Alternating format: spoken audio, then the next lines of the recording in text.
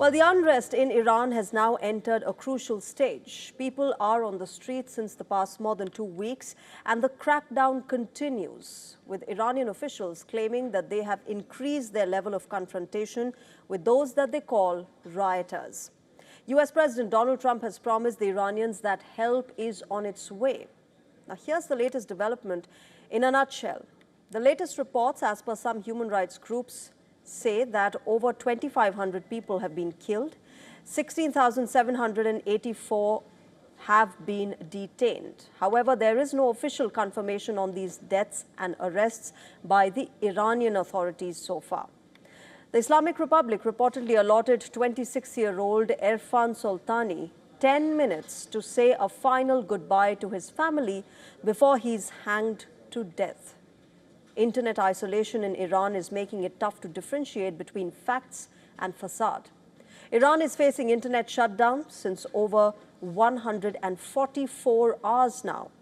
The threat of a potential American strike in the country is looming large, and the Iranian government has already prepared a response plan. Tehran has warned of retaliatory strikes on American allies and its bases in West Asia, prompting United States to evacuate key military bases in the region. Despite its crackdown, protests continue in Iran and the scale remains difficult to gauge. Demonstrations continued at Tehran's Grand Bazaar on Tuesday this week. Visuals from the site show protesters in panic after the police used tear gas to disperse them.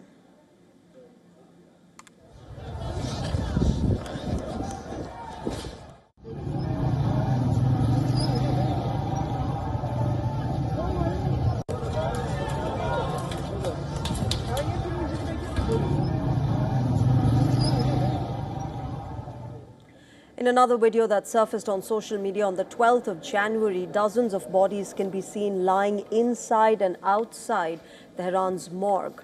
This was when the death toll was reported to be around 648. The deadly crackdown on Iranian protesters has triggered protests around the world, from Montreal to Milan and Australia's Sydney. Protesters came out against the crackdown in the West Asian country. However, there are parallel pro-government demonstrations that have taken place as well. Supreme Leader Ayatollah Ali Khamenei himself hailed people turning up for pro-government demonstrations. In fact, pro-Khamenei protests took place in India as well. They took place in Ladakh's Leh region.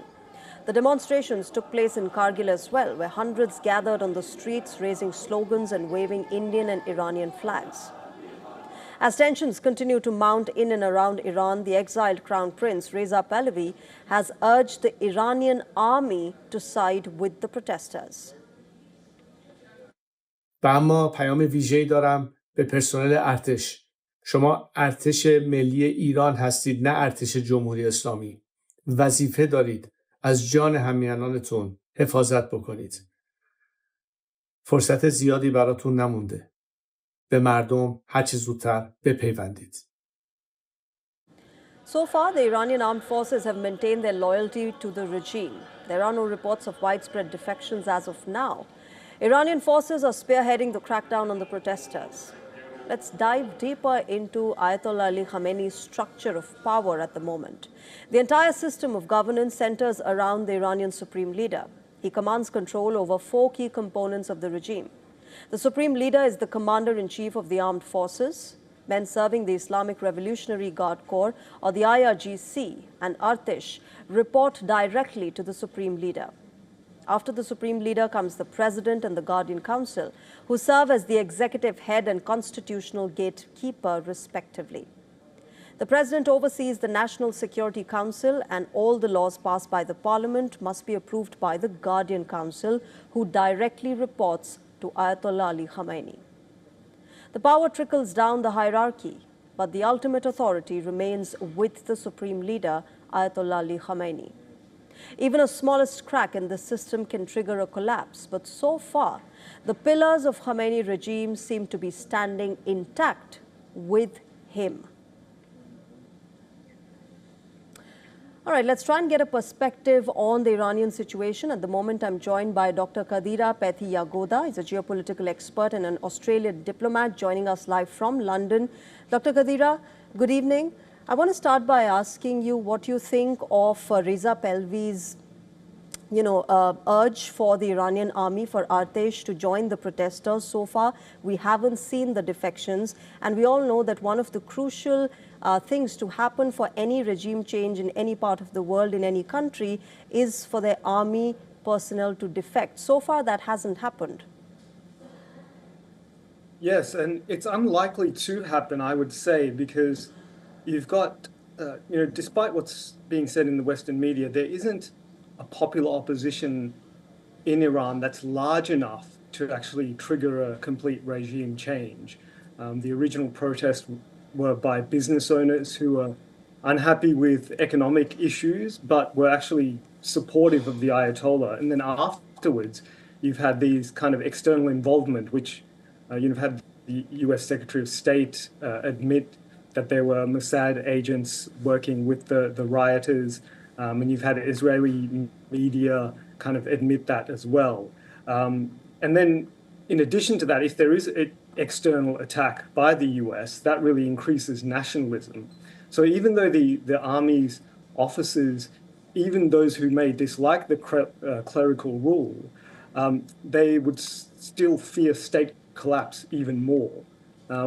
And secondly, you've got a system in Iran where it's very dispersed, and it's intentionally so. So you've got the regular army, the Artesh, and the IRGC being separate. And the IRGC is ideologically loyal, it's entrenched, and its survival is tied to the regime survival. So there's no real single decisive pivot point.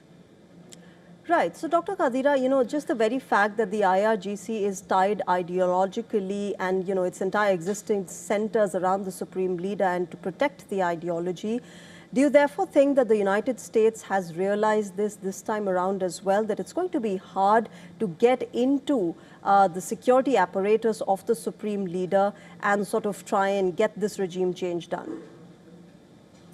Yeah, I'm sure that the various people in the US hierarchy in the government understand this completely.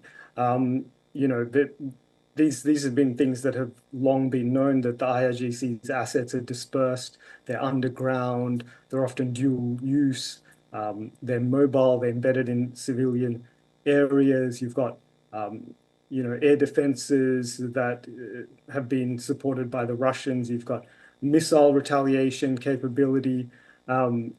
I think the real issue in the US government is not whether they understand the challenges, but whether they are willing to undertake a strike anyway, because you do have a lot of neocons in Trump's cabinet, and they may just, they have a tendency to use the US military not to achieve strategic objectives, but rather to support the economic interests of the military-industrial complex. And so, therefore, how do you see this moving forward? Because you've got anti-regime protesters in Iran. You've also got pro-government demonstrations that are countering these protests. And the world over, of course, there is mixed reactions coming in. There's the Iranian diaspora also weighing in on this entire situation that is unfolding in their home country. Yeah, so I think what we may see is US strikes, but not enough to actually overthrow the government. And you may see Israel get involved there as well. And I think, if there actually was to be a regime change in Iran, I think that would have real major negative implications in terms of fragmentation. The country would effectively split up to different groups. You'd see issues and problems for countries like India, where with access to Chabahar threatened, it would create enormous energy disruptions, and it would weaken India and China's role as rising powers in the Middle East. So I think that stability is probably what's in the best interest of most countries going forward. That's right, and we hope Iran achieves that stability soon. I'll leave it there. Dr. Qadira, thank you very much for joining us on WION and sharing your perspective.